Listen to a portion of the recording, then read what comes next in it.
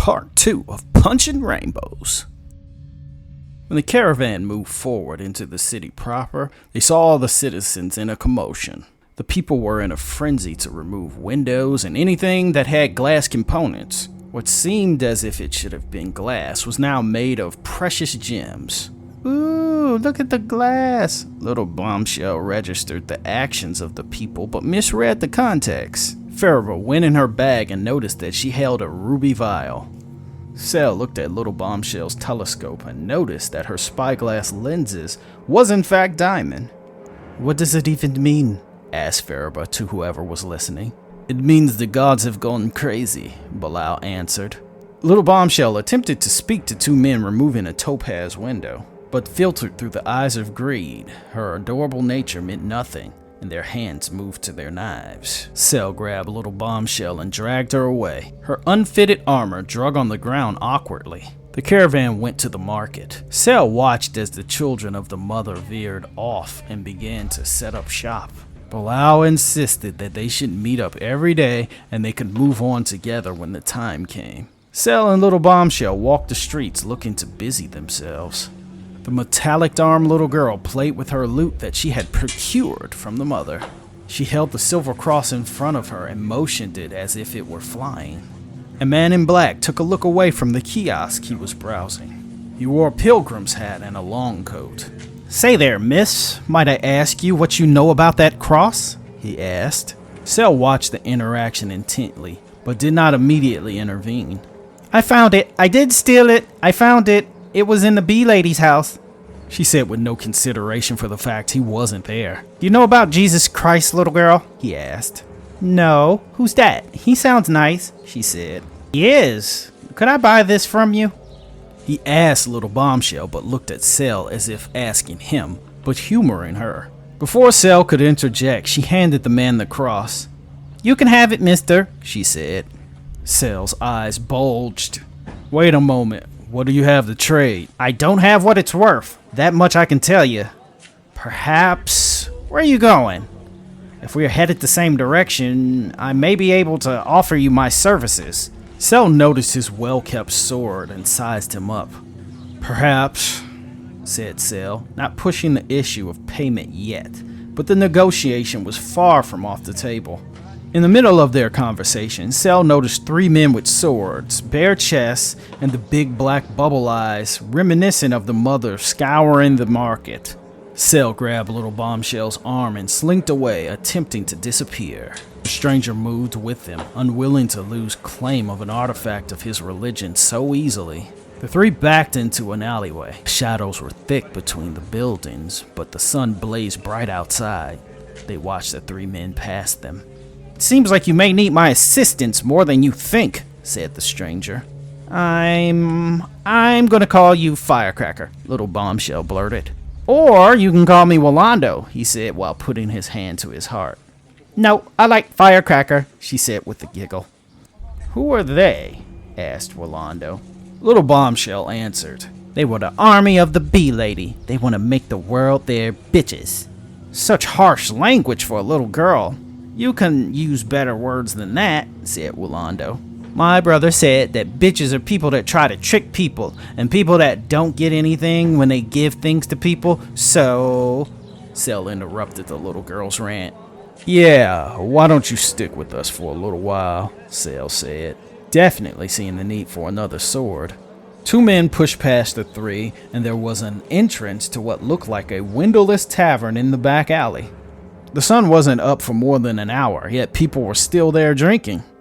Maybe it was a sign of the times, or a side effect of living in dark days. "Let's work it out in here," Cell said as he moved into the tavern. Walando nodded. The three walked into the tavern. Lil Bombshell broke away and ran like a wrecking ball of enthusiasm. "Let's sing, Cell. They look sad in here," said the little girl. Cell scanned the room, seeing that music was in fact his answer to most problems in his life. There were a few sharpened-toothed raiders who looked familiar to him, a few civilians, and a woman drinking rum like water. He knew this woman from the settlement, but he was much too new to the place to have remembered her name and her position in the camp. He figured she must have been drinking to will away the ghost of all her dead loved ones. He strummed his guitar and Lil Bombshell hopped on a table.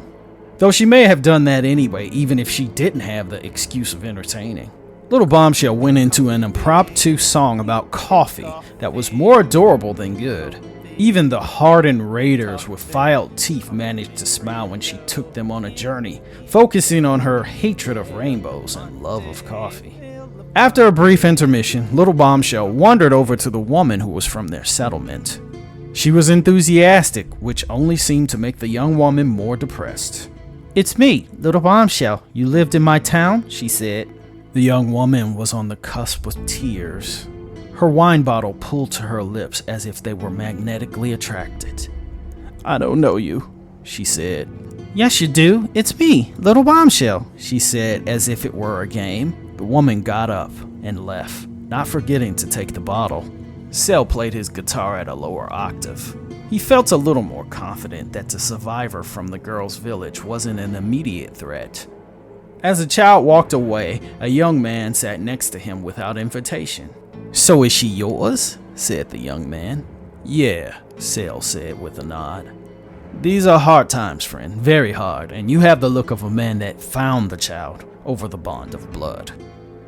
Cell's ears were open, but only to see where this was going, because he wasn't liking where this conversation was leading so far. "Are you very attached? Perhaps you might be inclined to sell her?" said the man. Cell stood up and punched the man over the wooden table. The young man put his hands up in surrender. "I was only speaking hypothetically," he said with a cheeky smile. Cell's hand moved to his knife over his guitar. Rolando, while he hadn't heard what transpired, stood next to Cell to back him up. The young man slipped out of the door without further conversation. "What was that about?" Rolando asked. "Some asshole," Cell said. Lil Bombshell made her way back to their table. "I didn't get to ask you where you were headed," Rolando asked. "Wherever war isn't," Cell said. "Where are you going?" Lil Bombshell interjected. "I came here when I heard the city was beset by hordes of undead, for I am a vampire hunter by trade." "Ooh, they drink blood?" "Oh yes, they live outside the grace of God." "So what about undead did you see here?" Cell asked. "The undead armies to the west have decided to declare war on the kingdoms of men, so I came to investigate. I go wherever the war is, not where it isn't. But I can shepherd you to safety for payment of this artifact," Rolando said while putting the silver crucifix on the table. When Cell looked over to Lil Bombshell, she was at the table with the two pale-faced raiders with the filed teeth. When he entered the conversation, they were speaking on how good Lil Bombshell would taste if cooked over an open flame. The little girl giggled as if it were part of a game. "Cell, is that you?" said one of the raiders. Cell nodded. "How the fuck are you? It's easy pickings out there. You need to get back. If you want in, Tandy would be willing to take you back like that." "I'll think about it," Cell said. Just the thought of the man he used to be made his skin crawl. "Look, I'll let you know." "Don't wait too long. Better to be the wolf than the sheep. You know that," said the raider with a piranha-toothed grin. Rolando and Lil Bombshell followed Cell out. He didn't feel like getting into what happened and played his guitar to drown out the thoughts playing in his head.